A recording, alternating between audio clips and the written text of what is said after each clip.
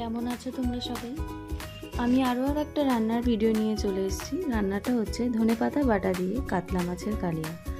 তো এই রান্নার জন্য কাতলা মাছ লাগবে। আমি কাতলা মাছগুলোকে ভালো করে ধুয়ে রেডি করে নিয়েছি, তাতে নুন হলুদ দিয়ে মাছটাকে মাখিয়ে নিলাম। তো এই রান্নার জন্য যা যা উপকরণ লাগবে দেখো, কাঁচা লঙ্কা, রসুন, আদা, কালো জিরে, টমেটো, তারপরে ধনেপাতা তো লাগবেই। ধনেপাতাটাকে আমি ধুয়ে মিক্সিতে পেস্ট করে নিচ্ছি, তার সঙ্গে কিছুটা কাঁচা লঙ্কা দিয়ে দিয়েছি পেস্টের সঙ্গে। তো আমার দেখো মিক্সিতে আমি পেস্ট করে নিচ্ছি। তো ভালো করে একটু পেস্ট করে নিতে হবে। মিক্সিতে পেস্ট হয়ে গেছে ধনেপাতাটা, দেখো এবার আমি ধনেপাতাটা রেডি হয়ে গেছে পেস্ট করা, দেখো কি সুন্দর পেস্ট হয়েছে। তারপরে কড়াইতে তেল দিয়ে দিয়েছি মাছ ভাজার জন্য। তেলটা গরম হয়ে গেছে, মাছগুলো আমি এক এক করে ভেজে নিচ্ছি। মাছগুলো ছেড়ে দিলাম। মাছটাকে না আমি বেশি ভাজিনি, হালকাই ভেজে নিয়েছি। এই রান্নাটার জন্য মাছটা হালকা ভেজে নিতে হবে।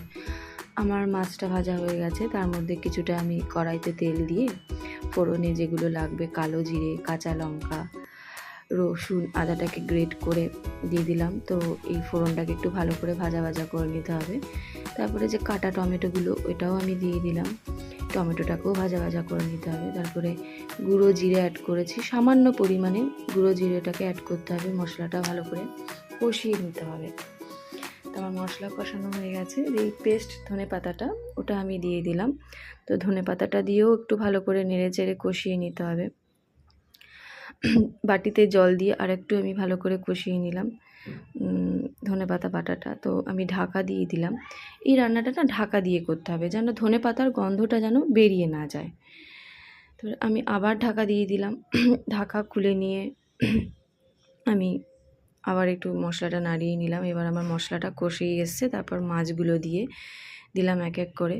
মাছগুলো দিয়েও একটু কষিয়ে নিতে হবে ভালো করে।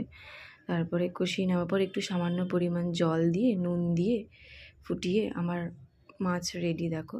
তারপরে একটু কাঁচা সামান্য পরিমাণ লাস্টে নামানোর আগে দিয়ে ঢাকা দিয়ে দিতে হবে, যেন গন্ধটা বেরিয়ে না যায় কাঁচা তেলের ধনেপাতা। তো আমার রান্না রেডি দেখো, কাতলা মাছের কালিয়া ধনেপাতা বাটা দিয়ে। গরম ভাতে যা সুন্দর খেতে লাগবে না, তোমরাও একবার ট্রাই করো বাড়ি।